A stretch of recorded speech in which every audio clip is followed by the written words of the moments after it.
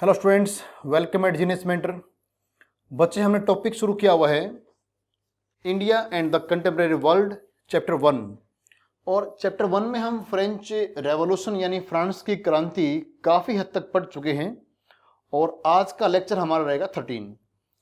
इससे पिछले लेक्चर में यानी लेक्चर नंबर 12 में हमने क्या पढ़ा था कि किस प्रकार फ्रांस में जो है या फ्रांस की जो कॉलोनीज थी वहाँ पर दास प्रथा का अंत कैसे किया गया। 1-2 मिनट के लिए मैं आपको थोड़ा सा इसमें रिकॉल करवाना चाहूंगा, रिमाइंड कि पहले क्या कुछ हुआ था। फ्रांस, इस चैप्टर हमने क्या पढ़ा था पिछली क्लास में। पिछली क्लास में हमने देखा था कि फ्रांस में धीरे धीरे जो है जैकोबिन जो रेजिम था, जैकोबिन काल था, उस जैकोबिन काल में शासन के दौरान दास प्रथा को अंत करने का पहला प्रयास किया गया और ये उनके सबसे क्रांतिकारी कदमों में से एक था जो सोशल रिफॉर्म्स से जैकोबिन गवर्नमेंट के द्वारा उठाए गए, उनके द्वारा किए गए, ये उनमें सबसे मेन ये माना गया है। कई जगह थी जो फ्रांस के अंडर में थी, कैरिबियन आइलैंड के पास, जैसे कि ये नाम आपके सामने है, मार्टिनिक, ग्वाडेलूप और सेंट डोमिंगो। तो इस प्रकार की कुछ जगह थी जहां से यूरोप वाले टोबैको, इंडिगो, शुगर और कॉफी मंगवाते थे और वहां पर बड़े बड़े प्लांट होते थे इनके, यूरोपियंस के थे, और उन प्लांट्स में इनकी खेती होती थी। तो यूरोप वालों को इनकी डिमांड तो थी लेकिन खुद वहां पर जाने के लिए तैयार नहीं थे, खुद खेती करने को तैयार नहीं थे कि हम इनको उगाएं। तो इस चीज से तो वो बड़ा एतराज करते कि हम क्यों करें, पर इनको रिक्वायरमेंट, इनकी जरूरत थी, रिक्वायरमेंट्स। अब इसके लिए कैसे ये इसका फुलफिल किया जाए, भाई जिस चीज की रिक्वायरमेंट है तो उसको आप कैसे पूरा करेंगे। तो उसके लिए जरूरत थी कि या तो आप खुद वहां पर जाके काम करें, लेबर आपका हो, या फिर आप किसी को जो है और लेके जाएं। तो यूरोपियंस ने एक तरीका ढूंढा। अफ्रीका से बहुत सस्ते दामों पर ये कुछ व्यक्ति खरीद कर लेके आते, जिनको बोलते हैं स्लेव, गुलाम कहते थे। उनको गुलाम बनाकर अमेरिका के प्लांटेशन जो ओनर थे, प्लांट्स जो उनके थे, उनके मालिकों को बेच देते और यही उनका पूरा कारोबार चलता। ये 1-2 शहर आपके सामने हैं, बोर्डोक्स और नांटेज। ये ऐसे शहर थे जो इस पूरी एक्टिविटी का सेंटर थे, जहां से पूरा इन गुलामों का खरीदी और बिक्री होती। तो इस प्रकार पूरा यूरोप जो है इस काम में लगा हुआ था।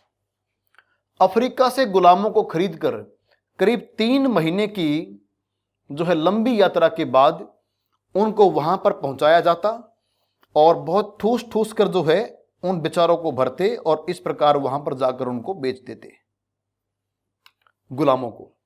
अब ये काम चलता रहा लगातार जो है 18th सेंचुरी तक, 16th सेंचुरी से लेकर 18th सेंचुरी तक इसके खिलाफ कोई नहीं बोला।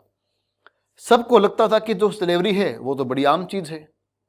इंसान को गुलाम बनाना, अपने से कम दिखने वाले इंसान को गुलाम बनाना, ये इन व्यक्तियों की फितरत थी, ये इनके उसके हैबिचुअल थे कि हम तो ये काम करेंगे, क्योंकि ये अपने आप को सुप्रीम मानते थे कपड़ों की सेंस में, कि जो कपड़े ये पहनते थे और जो अफ्रीकन जो लोग थे या फिर जो अमेरिका के जो ओरिजिनल लोग थे जिनको रेड इंडियन बोलते हैं, ये अफ्रीका वाले थे, वे सब जो है उस समय कपड़े वगैरह नहीं पहनते थे, बहुत कम ही कपड़े पहनते थे, जंगलों में रहते थे। तो इसलिए जो है ये फ्रांस वाले और अन्य यूरोपियन कंट्रीज वाले क्या मानते थे कि ये आज तक सिविलाइज्ड नहीं है, ये आज तक सभ्य लोग नहीं हो पाए और हम सभ्य हो चुके हैं।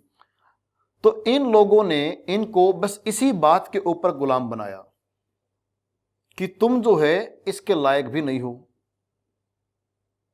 तो तुम सिर्फ गुलाम रहने के लायक हो। तो ये बात कोई उठाता भी नहीं था। लेकिन इसमें 18th सेंचुरी में जाने के बाद, 18th सेंचुरी में आने के बाद थोड़ा बहुत फ्रांस में इसके खिलाफ लोगों ने बोलना शुरू किया कि गुलाम बनाना कोई अच्छा काम नहीं, ये बहुत गलत प्रथा है, गलत रिवाज है। उसके बाद धीरे धीरे फिर कदम उठाए जाने लगे कि क्यों ना इन गुलामों को भी राइट दिया जाए। नेशनल असेंबली ने इसके ऊपर जो है डिबेट किया कि क्यों ना, जहां तक फ्रांस का राज है, जिन देशों पे फ्रांस का राज चलता है, क्यों ना उनके लोगों को भी हमारे समान ही अधिकार दिए जाएं। लेकिन इस प्रकार का बिल पास नहीं हो सका क्योंकि नेशनल असेंबली को चलाने वाले लोग अमीर लोग थे बहुत सारे, और उनके कई सारे प्लांट हुआ करते, प्लांटेशन उनके बहुत सारे थे। इसलिए उनको लगता था कि अगर हमने ये बिल पास कर दिया तो फिर हमारी कमाई का क्या होगा। उनके जो इकोनॉमिक इंटरेस्ट थे इस बात में, इस कारण ये बिल पास नहीं हो सका। लेकिन बाद में 1794 में जो कन्वेंशन थी, मतलब जो असेंबली थी, उस असेंबली के बाद इलेक्शन करवाए गए। जो नई असेंबली बन के आई थी वो थोड़ी सी और मॉडर्न विचारों की थी, उसको नाम दिया गया था कन्वेंशन। आखिर में इस कन्वेंशन ने 1794 में एक बिल पास कर दिया कि फ्रांस का जहां तक राज है उन सभी जगहों पर हम गुलाम किसी को नहीं बनाएंगे। लेकिन यह चीज बहुत कम समय के लिए टिक पाई, क्योंकि 10 साल के बाद एक व्यक्ति नेपोलियन राइज करता है। अभी पढ़ेंगे हम कि वो कैसे राइज किया उसने, और वो आते ही जो है स्लेवरी को चालू दोबारा कर देता, कहता कि स्लेवरी अलाउड है। और ये लोग जो प्लांट में जो काम करते थे, प्लांटेशन के जो ओनर्स थे, उनको लगता था कि गुलामों को बना के रखना हमारा राइट है। और अफ्रीकन्स को तो ये निग्रो बोलते थे। निग्रो यहां पर एक बहुत ही अपमान सूचक शब्द है। ये किसी को बहुत बुरा कहना हो अफ्रीकन को तब निग्रो बोलते हैं। खैर ये चीज अच्छी बात नहीं थी, लेकिन चलो लंबी लड़ाई के बाद धीरे धीरे जो है ऐसा हुआ कि 1848 में फ्रांस ने अनाउंसमेंट कर दी कि जहां जहां पे उसका राज है, फाइनली हम सतीश क्या नाम है ये गुलाम प्रथा को, दास प्रथा का अंत करते हैं। तो ये सब हम पढ़ चुके हैं और इसका मीनिंग समझ चुके हैं कि इसकी पिक्चर में कैसे सिर्फ कपड़ों के द्वारा जो है ये यूरोपियंस ये दिखाने का प्रयास कर रहे हैं कि आप ये वाले कपड़े पहनोगे तो आप फिर जो है गुलाम रहने के लायक नहीं रहोगे, फिर तुम आजाद होने के लायक हो जाओगे। तो कपड़ों से ही ये एक व्यक्ति को सभ्य और असभ्य मानते हैं। यहां तक हम पढ़ चुके हैं। अब हमने अपना चैप्टर यहां स्टार्ट करना है। तो आज का जो लेक्चर है वो इस टॉपिक पे रहेगा। फ्रेंच रेवोल्यूशन तो है, लेकिन फ्रांस की क्रांति के हम बिल्कुल आखिरी पड़ाव में आ चुके हैं। मैंने आप सबको एक एक शब्द के बारे में बताया, मीनिंग के बारे में बताया कि इसका अर्थ क्या निकल सकता है, पूरा समझाने का प्रयास किया है। और उसके बाद फिर हम इस चैप्टर के जो क्वेश्चंस हैं जो प्रीवियस एग्जाम में तुमसे पूछे गए हैं उनको भी करेंगे। The revolution and everyday life. देखो हर चीज का एक सीक्वेंस होता है।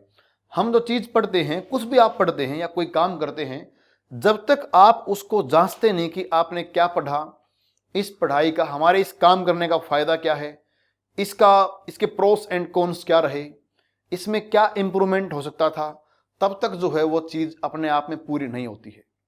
तो अब हम इस पूरे चैप्टर के उस पड़ाव पे आ चुके हैं कि हमने ये देखना कि इस क्रांति का डेली लाइफ पे क्या असर पड़ा।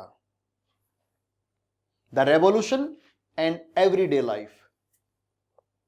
Can politics change the clothes people wear, the language they speak और द बुक्स दे रीड। क्या राजनीति जो है ये चेंज कर सकती है कि लोग क्या पहने, लोग क्या बोलें, या फिर जो है लोग जो है क्या उसका मतलब छापते हैं किताबों में, क्या लिखते हैं। तो क्या पॉलिटिक्स का इन सब बातों पे असर होता है या नहीं होता है, चलो देखते हैं।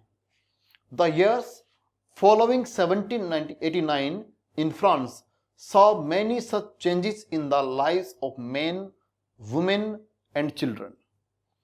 जो क्रांति हमने पढ़ी है, जिस क्रांति को हमने साथ साथ जिया है, 1789 की क्रांति, उसके बाद के जो वर्ष थे उसका पुरुषों की जिंदगी में, महिलाओं की जिंदगी में और बच्चों की जिंदगी में कुछ परिवर्तन हुआ, कुछ उसके प्रभाव पड़े। The revolutionary governments took it upon themselves to pass laws that would translate the ideals of liberty and equality into everyday practice। जो ये क्रांतिकारी सरकार थी, क्रांतिकारी सरकार, इसने भी कुछ ऐसे कानून पास किए जिससे कि उसके विचारों को, जो क्रांति के दौरान के जो विचार थे, उनको लोगों तक अलग अलग प्रकार से पहुंचाया गया या पहुंचाने का प्रयास किया गया। उनमें से एक जो मुख्य कानून था, one important law that came into effect soon after the storming of the Bastille in the summer of 1789 was the abolition of censorship. देखो, जितने भी मुख्य मुख्य कानून उस समय बने इस क्रांति के समय या क्रांति के बाद में, उनमें सबसे मुख्य जो कानून था वो था सेंसरशिप का अंत। एबोलिशन का मीनिंग आप समझते हैं, मैंने बताया था पिछली क्लास में। एबोलिशन क्या होता है? किसी चीज का अंत करना, खात्मा करना। तो इस बास्टिल की जेल भी याद होगी। 14 जुलाई, ध्यान करो, 14 जुलाई 1789 जब लोगों ने इस जेल पर हमला किया था, तो यही कहीं ना कहीं क्रांति की शुरुआत थी, बास्टिल की जेल। तो बास्टिल की जेल के हमले के तुरंत बाद, स्टॉर्मिंग का मतलब हमला उस प्रकार का, उसके तुरंत बाद जो कानून लागू हुआ, जो कानून बन के आया, वो था सेंसरशिप का अंत करना। इसका मतलब होता है, देखो इसका मीनिंग क्या निकलता है? सेंसरशिप, किसी चीज के ऊपर रोक, किसी के ऊपर command. In the old regime, अब मैं इतनी उम्मीद तो कर सकता हूं कि अगर जिन बच्चों ने ये पूरा चैप्टर पढ़ा है तो वे इन सारी बातों से बिल्कुल जाने पहचाने होंगे। ओल्ड रेजिम का मतलब समझते हो? ओल्ड रेजिम का मतलब होता है 1789 से पहले का फ्रांस। तो फ्रांस में 1789 से पहले को बोलते हैं ओल्ड रेजिम। तो बात चल रही है उसकी। In the old regime all written material and cultural activities, जैसे कि बुक्स, न्यूज़पेपर्स, प्लेज, जो कि नाटक वगैरह करते हैं स्टेज पे, could be published or performed only after they had been approved by the censors of the king. 1789 से पहले फ्रांस में अगर कोई बुक छपती थी, कोई न्यूज़पेपर आता था, या व्यक्ति स्टेज पर कोई प्ले करते थे, तो उसके होने से पहले राजा से इसकी परमिशन लेना जरूरी था। तो इस चीज को बोलते हैं सेंसरशिप, कि राजा उसको सेंसर करता है कि भाई ये काम आप करेंगे और ये काम नहीं करेंगे। अगर राजा को लगता कि इस काम में ये चीज गलत है, तो राजा बोलता कि इसको आप काट दो, तो उसको क्या बोलेंगे कि राजा ने इसको सेंसर कर दिया, कि इसको हटवा दिया। अगर राजा को लगता है कि ये लाइन गलत है यहां पे लिखी हुई, तो राजा बोलेगा इसको हटाओ, ये चीज गलत है। तो पहले हर काम करने के लिए आपको उससे पूछना पड़ता है। ये सेंसरशिप कहलाती है। कितनी गलत चीज थी ये।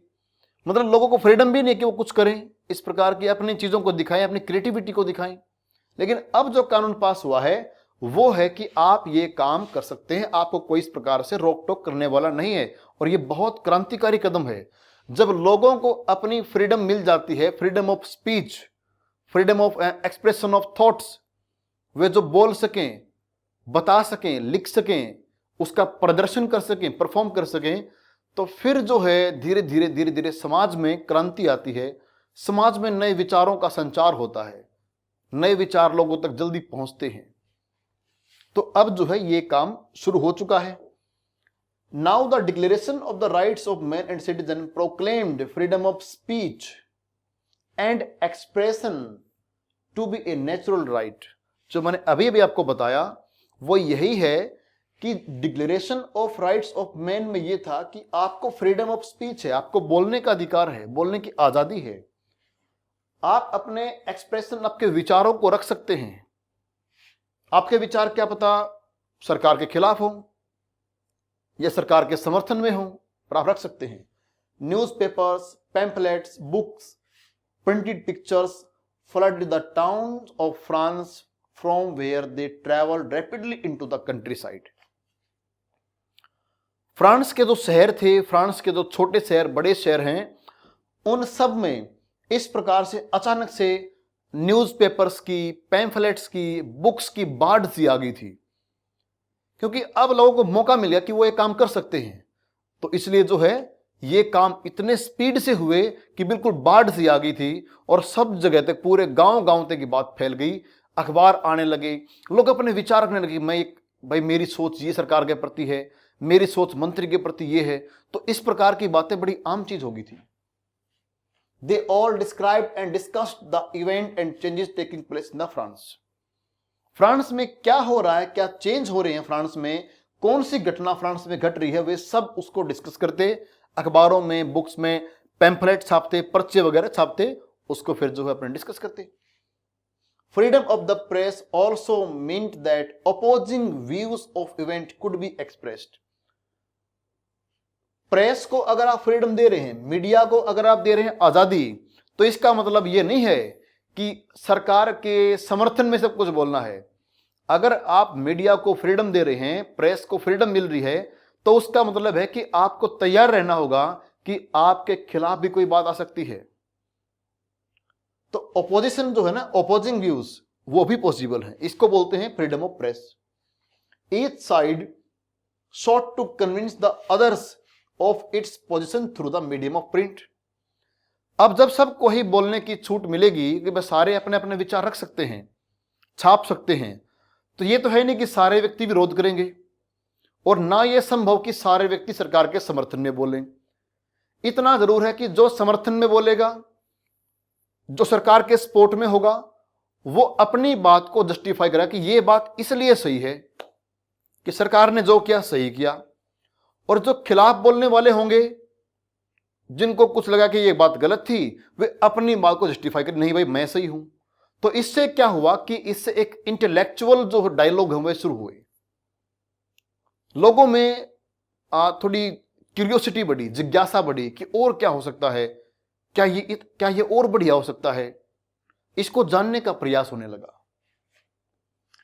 और plays, songs, festive processions attracted large number of people.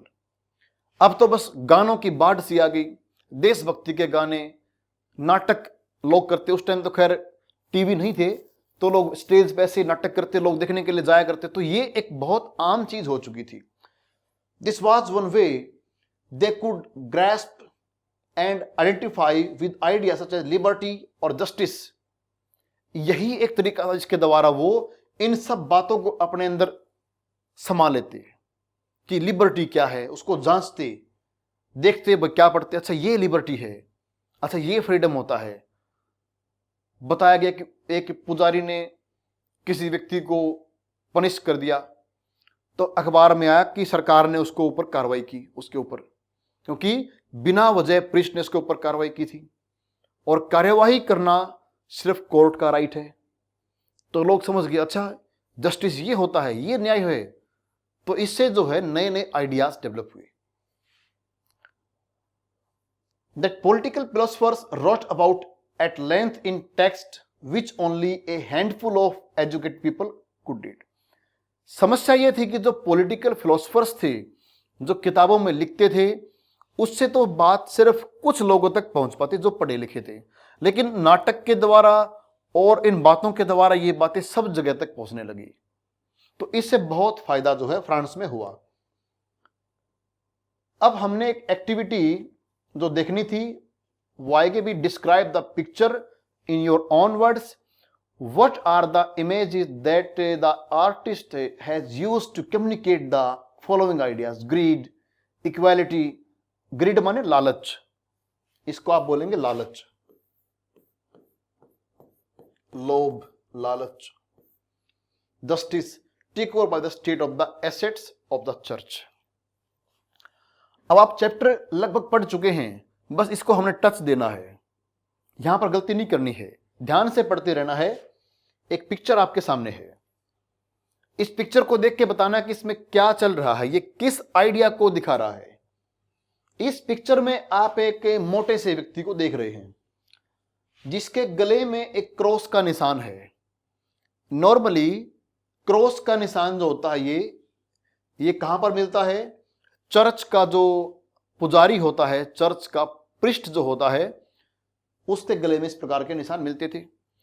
और ये बहुत मोटा व्यक्ति दिखाया गया है। तो इसका मतलब है कि ये आर्टिस्ट जो है, जिसने ये पेंटिंग बनाई, वो आर्टिस्ट क्या दिखाना चाह रहा है कि उस समय जो फ्रांस था, उसमें इन चर्च के लोगों ने लोगों का जो पैसा है, टैक्स के द्वारा खाया। हमने पढ़ा था कि केवल थर्ड एस्टेट वालों को ही टैक्स भरना पड़ता। इन क्लर्जी वालों को, ये कहलाते क्लर्जी, इन क्लर्जी ग्रुप को बहुत सारे राइट थे, आराम से बैठ के खाने का इनका मौका मिलता, जनता से टैक्स लेते, जनता गरीब भूखी जनता को इनको टैक्स भरना पड़ता। तो ये जनता के पैसे खा खा के इतने मोटे हो चुके थे। ये मोटा व्यक्ति ये दिखा, मतलब आर्टिस्ट जो एक पेंटर है वो ये दिखाना चाह रहा है कि ये जो मोटा व्यक्ति है इसने आम लोगों का खून चूसा है, इसने उनकी कमाई को अपने पास रखा है। मोटापा जो दिखाया गया ना, ये फैट जो दिखाया गया, फैट मैन, ये इस बात को सिंबलाइज करता है कि ये व्यक्ति औरों को लूटता है, ठीक है। और गले में इसमें क्रॉस का निशान है तो ये चर्च से है, ये बात साबित होगी। यहां पर एक मशीन लगी हुई है, देखो ये मशीन है, और इस मशीन में यहां से ये कुछ काट रहा है, ये कुछ इसको घुमाने के बाद ये कुछ एक्टिविटी हो रही है, the patriotic fat reducing press. मतलब ये है एक फैट को रिड्यूस करने वाली एक मशीन है, और यहां पर कोई धन वगैरह कुछ तरह कुछ गिरता हुआ दिखाई दे रहा है। तो मतलब ये कहना चाह रहे हैं, इस पिक्चर का मतलब ये है कि 1789 की क्रांति के बाद, इस क्रांति के बाद, और इन लोगों का जो हाल हुआ, चर्च वालों का, नोबेलमैन का, क्या हुआ था, इनकी सारी प्रॉपर्टी को जब्त कर लिया गया था, और इनकी सारी प्रॉपर्टी को जब्त करके इनको कहा गया कि अब तुम्हें कोई टैक्स नहीं भरेगा। याद है ना वो चीज। तो इसका मतलब है कि यहां पर जस्टिस की स्थापना की जा रही है, न्याय, कि तुम प्रॉपर्टी को लिए बैठे हो, ये सब नहीं चलेगा। तो इस प्रकार जो है ये चीज कहीं ना कहीं न्याय को दिखाती है, जस्टिस को दिखाती है, इक्वालिटी को दिखाती है कि भाई टैक्स सिर्फ एक आदमी को भरेगा, एक ग्रुप क्यों भरेगा, सारे ही भरेंगे तो ये फ्रांस की क्रांति के उस टाइम के, देखो यहां पे लिखा हुआ है दिस एनोनिमस प्रिंट ऑफ 1790। तो क्रांति के ठीक तुरंत बाद की है कि जो न्याय है वो सबके लिए होता है, the idea of justice tangible, ठीक है। तो ये पिक्चर आपने देखी। अब एक पिक्चर को, इसको देखो, इस पिक्चर में कौन है, मराठ, नाम ध्यान है ये मराठ। इसने भविष्यवाणी की थी कि आज ये जो भूखी जनता है जिसके ऊपर कुछ अमीर लोग राज कर रहे हैं, ये कानून को तब तक मानेंगे जब तक ये मानना चाहते हैं, और जब इन्होंने कानून का जुआ, जब इन्होंने जुल्म का जुआ उखाड़ कर फेंक देंगे, तब वही हाल तुम्हारा भी होगा जो हाल पहले हाई क्लास वालों का हुआ था, वही हाल तुम अमीरों का भी होगा। ध्यान है ना भविष्यवाणी ये। अब ये व्यक्ति दिखाया गया जो इस पेंटिंग में बॉयली की पेंटिंग है, लेकिन इसमें मराठ को जो है दिखाया गया एड्रेस करते हुए। ये इतना लोकप्रिय क्यों है, देखो, recall what you have learn about Maratha in this chapter. मैंने जो पढ़ाया था इसके बारे में आपको वो ध्यान रखना कि मराठ ने क्या लिखा था। अपनी अपनी बुक में खोल के देखेंगे, एक ब्लू बॉक्स में इस ऊपर जाओगे ना तो कुछ लिखा मिलेगा इनके बारे में, तो पढ़ना है। Describe the scene around him, कितनी भीड़ इनको घेरे हुए है। Account for his great popularity, ये बताना कि ये व्यक्ति इतना लोकप्रिय क्यों है। उसके लिए वही बात जो मैंने आपको बताई उसको आप फिर से पढ़ेंगे। What kinds of reaction would a painting like this produce among viewers in the salon. मतलब ये पेंटिंग क्या दिखाना चाह रही है, ये व्यक्ति कौन है, इतना लोकप्रिय क्यों हुआ, क्योंकि इसने जो भविष्यवाणी की थी वो भविष्यवाणी साबित हुई। तो इस प्रकार जो है ये लोगों के बीच में हीरो का काम कर रहा है। तो वो अकाउंट आपने पढ़ना है वो, ठीक है। 1804 में 1804, अभी हम निष्कर्ष की तरफ आ चुके। कंक्लूजन क्या है इसका, Napoleon Bonaparte crowned himself emperor of France. 1804 में नेपोलियन फ्रांस का राजा बन जाता है। ये आपको प्रश्न ध्यान रखना है। ही सेट आउट टू कंकर neighbouring European countries, dispossessing dynasties and creating kingdoms where he placed members of his family। 1804 में नेपोलियन बोनापार्ट राजा बना, राजा बनते ही उसने अपने पड़ोसी यूरोपियन देशों पर विजय प्राप्त करना शुरू कर दिया। कंकर का मतलब क्या होता है? विजय, जीत। और जो डिनास्टीज थी, जैसे कि डिनास्टी मतलब वंश, खानदान, इस प्रकार से उनको हटाकर इसकी प्लानिंग थी कि उन सभी जगह पर अपनी फैमिली के मेंबर्स को बिठाऊं ताकि एक पूरा किंगडम, एक पूरा साम्राज्य की स्थापना हो। Napoleon saw his role as a moderniser of Europe. Napoleon को लगा कि मैं पूरी दुनिया को, बल्कि पूरे यूरोप को मॉडर्न करूंगा। इसको लगा कि इसको मॉडर्न करने के लिए मेरी जरूरत है। He introduced many law such as the protection of private property. इसने प्राइवेट प्रॉपर्टी को रखना भी ठीक है, लीगल कर दिया कि आप रख सकते हैं, उसकी सुरक्षा मिलेगी। Uniform system of weight and measures provided by the decimal system. इसने सबके लिए, जहां जहां तक नेपोलियन है उसका राज है, सबको एक तरीके से वेट, नाप तोल, भाई ये 1 किलोग्राम का मतलब ये रहेगा, 1 मीटर का मतलब ये रहेगा, इन्हें सब फिक्स कर दिया। Initially many saw Napoleon as a liberator who would bring freedom for the people. शुरुआत में लोगों को लगा कि नेपोलियन जो कर रहा है बहुत अच्छा काम कर रहा है, ये हमारे लिए लिबरेटर है, ये दिलाएगा मुक्ति हमें हर समस्या से। But soon the Napoleonic armies came to be viewed everywhere as an invading force. धीरे धीरे इस व्यक्ति का रंग सामने आया कि ये जो ढोंग करके आया था कि मैं इंप्रूव करूंगा, मैं मॉडर्न करूंगा, वो कुछ था ही नहीं। इसकी आर्मी सिर्फ और सिर्फ अटैक करती है, कोई मॉडर्न नहीं, कोई आइडिया नहीं, कोई सोच नहीं, सिर्फ attack. He was finally defeated at Waterloo in 1815। आखिर में यूरोप के आर्मीज, अन्य देशों ने इसका सामना किया और 1815 में वाटरलू की लड़ाई में इसको हराया। Many of his measures that carried the revolutionary ideas of liberty and modern laws to other parts of Europe had an impact on people long after Napoleon had left। हालांकि ऐसा नहीं हुआ कि इसने जो किया वो सब खत्म हो गया, लेकिन इसके मरने के बाद भी इसके कुछ आइडियाज जो थे वो बाद तक जिंदा रहे। देखो कुछ तो इन्हें अच्छा काम भी किया है, इसने जो लिबर्टी की जो बात की, कुछ मॉडर्न जो कानून लेके आया कि एक प्रकार का वेट का इस्तेमाल हो, एक प्रकार के मेजरमेंट्स हो, कुछ आइडियाज इसके जो है लंबे टाइम तक इसके मरने के बाद भी बने रहे। ये पिक्चर में आप देख पा रहे हैं कि नेपोलियन क्रॉसिंग द आल्प्स, ठीक है, कि आल्प्स पर्वत को पार कर रहा है। आल्प्स माउंटेन यूरोप में है। और उसके बाद अब आते हैं कि हमने इस क्रांति से क्या सीखा। What we learn from the French Revolution. जब आप कोई चीज काम करते हैं, जब तक आप उसका मूल्यांकन नहीं करते, उसका आप इवोल्यूट नहीं करते, कैसे हमने इसमें सीखा, हमने क्या खोया, क्या पाया, तब तक उस चीज का फायदा भी नहीं है। तो इस क्रांति से हमने क्या सीखा, दुनिया को इससे क्या सबक मिला, क्या कुछ नए आइडियाज आए।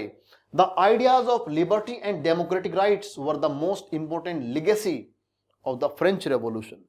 इस फ्रांस की क्रांति की सबसे अच्छी चीज क्या रही, इसकी लेगेसी, इसका इतिहास, या इसकी कहते कि वैल्यू क्या रही, वो थी इसकी लिबर्टी एंड डेमोक्रेटिक राइट्स। जिस लिबर्टी की, जिन डेमोक्रेटिक राइट्स की बात फ्रांस की क्रांति के दौरान हुई, वो आज भी पूरी दुनिया में कहीं सब जगह विद्यमान है। आज हम जो लिबर्टी की बात करते हैं, जो डेमोक्रेटिक राइट्स की बात करते हैं, वो फ्रांस की क्रांति की देन है। These spread from France to the rest of Europe। ये आइडियाज पहले फ्रांस में थे, उसके बाद धीरे धीरे और यूरोप में गए। ड्यूरिंग द 19th सेंचुरी ये यूरोप तक फैल चुके थे। फेयर फ्यूडल सिस्टम्स वर एबोलिश्ड। इस प्रकार इस नई सोच ने यूरोप में इस सामंतवाद का अंत किया, फ्यूडल सिस्टम का अंत किया, जो आपको पहले बता चुका हूं कि फ्यूडलिज्म क्या होता है। आप प्रीवियस लेक्चर्स को देख सकते हैं, शुरुआती को देख लेंगे। colonized people reworked the idea of freedom from bondage into their movements to create a sovereign nation state। जिन देशों पर, जो देश गुलाम थे, उन्होंने भी फ्रांस की क्रांति से आइडियाज को लिया और इस प्रकार आइडियाज लिया कि अपनी फ्रीडम को पा सकें, बंधन से मुक्ति पा सके। बॉन्डेज, बंधन से मुक्ति पास के, उस मुक्ति पाने के लिए, गुलामी से छुटकारा पाने के लिए इस फ्रांस की क्रांति के आइडियाज को गुलाम देशों ने स्वीकारा। Tipu Sultan and Raja Ram Mohan Roy are the two example of individuals who responded to the ideas coming from revolutionary France. Tipu Sultan और राजा राम मोहन राय उन व्यक्तियों में से दो एग्जाम्पल हैं जिन्होंने फ्रांस की क्रांति को एक्सेप्ट किया और इसको एक चेंजिंग इवेंट के तौर पे लिया, और दोनों इंडिया से आप देख पा रहे हो। टीपू सुल्तान और राजा राम मोहन राय दोनों भारत से थे और दोनों ने ही फ्रांस की क्रांति के आइडियाज को अपने अंदर समाया और इसका यूज किया कि इन आइडियाज को जनता के अंदर फैलाएं और इनको जो है अंग्रेजों के खिलाफ यूज किया, बुराई के खिलाफ यूज किया। अब देखते कि इनका जो है क्या योगदान, क्या कुछ रहा।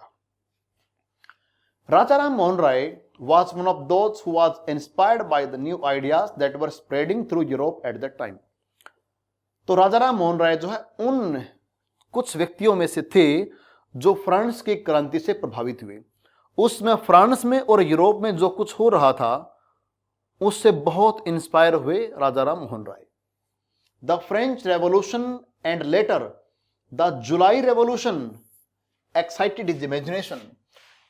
एक तो जो फ्रांस की क्रांति है और उसके बाद जो फिर ये साथ में जुलाई की जो क्रांति होती है, जुलाई रेवोल्यूशन, उसने भी इनकी जो है कल्पना, इनकी बातों को और हवा दी। तो राजा राम मोहन राय इससे बहुत प्रभावित हो रहे थे लगातार। He could think and talk of nothing else when he heard of the July Revolution in France in 1830।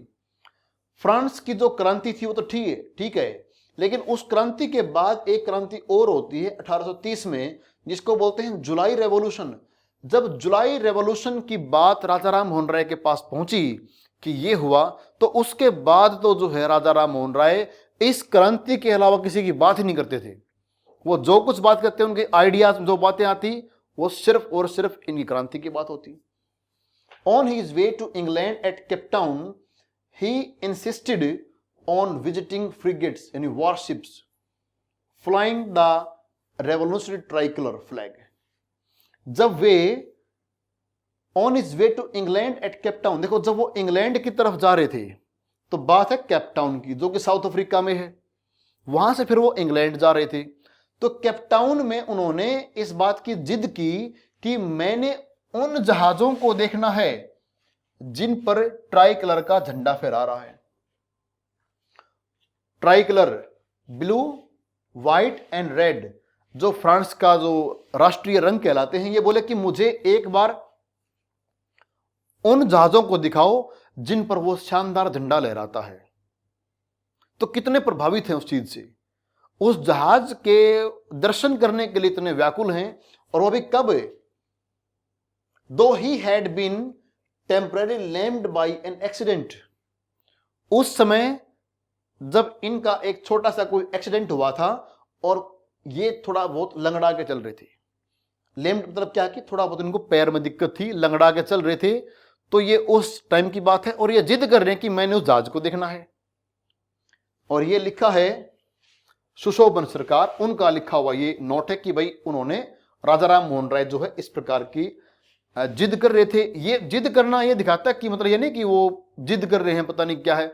जिद का मतलब आप ये समझें कि वो फ्रांसीसी क्रांति के हर आइडिया से, हर सिंबल से बहुत प्रभावित थे। तो ये इसमें डायग्राम में कहना चाह रहा है। उसके बाद ये एक्टिविटीज हैं, ये आपने करना है, इसको मैं बाद में कराऊंगा सोल्व। इसमें क्या दिया हुआ है, find out more about any one of the revolutionary figures you have read about in this chapter and write A short biography of this person. इस पूरे चैप्टर में, पूरे चैप्टर के दौरान जितने भी क्रांतिकारी फिगर आपने देखे, क्रांतिकारी फिगर, कोई क्रांतिकारी व्यक्ति आपने देखे, महिला हो चाहे पुरुष हो, उनमें से किसी एक की आपने शॉर्ट बायोग्राफी को लिखना है। एग्जाम में इस प्रश्न को पूछ सकते हैं कि भाई उनके बारे में बताएं।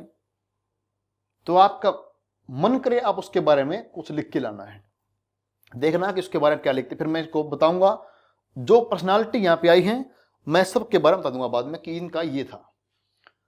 The French Revolution saw the rise of newspapers describing the events of each day and week, collect information and pictures on any one event and write a newspaper article. तो इस क्रांति के दौरान जो न्यूज़पेपर्स आए और उन न्यूज़पेपर्स में जो खबरें आती, जो आइडियाज आते थे, उनको आपने कलेक्ट करना कि वो क्या बता रहे हैं और उसके ऊपर एक आर्टिकल तैयार करना है। आपने कुछ लिखना है कि उस के दौरान फ्रांस के समाज में ये चल रहा था, लोगों की जो लाइफ कैसी थी, इस प्रकार का कुछ तैयार करना है। You could also conduct an imaginary interview with important personages such as Mirabeau, Olympic de Gouges और रोबस्पियरे। या फिर आप सोच सकते कि आपने उनका इंटरव्यू लिया तो कैसा, वे लोग कैसे, उनकी सोच कैसी रही होगी। वर्क इन ग्रुप्स ऑफ 2 और 3, ये तो काम आपने इस प्रकार आपके दोस्त इकट्ठे करना है और उनके ऊपर बात करनी है। Each group could then put up their articles on a board to produce a wallpaper on the French Revolution. तो ये तो एक्टिविटी आपके लिए है, ठीक है। उसके बाद हमारा फाइनल वर्क जो रहेगा, ये क्वेश्चंस हैं जो आपकी टेक्स्ट बुक से लिए गए हैं, इनको हम सोल्व करेंगे। उसके अलावा जो एग्जाम में जो प्रश्न आपके आए हैं पहले, उनको भी सोल्व करेंगे, चाहे वो एमसीक्यूज हैं या फिर शॉर्ट क्वेश्चन है या फिर लॉन्ग आंसर जो भी हैं, तो सारे को हम सोल्व करेंगे। ये हमारा काम बाद का है। आज हमारा इस लेक्चर में ये चैप्टर 1 पूरा होता है। उसके बाद हम शुरू करेंगे सोशलिज्म इन यूरोप। तो बच्चे आज के लिए इतना ठीक है। नमस्कार, धन्यवाद।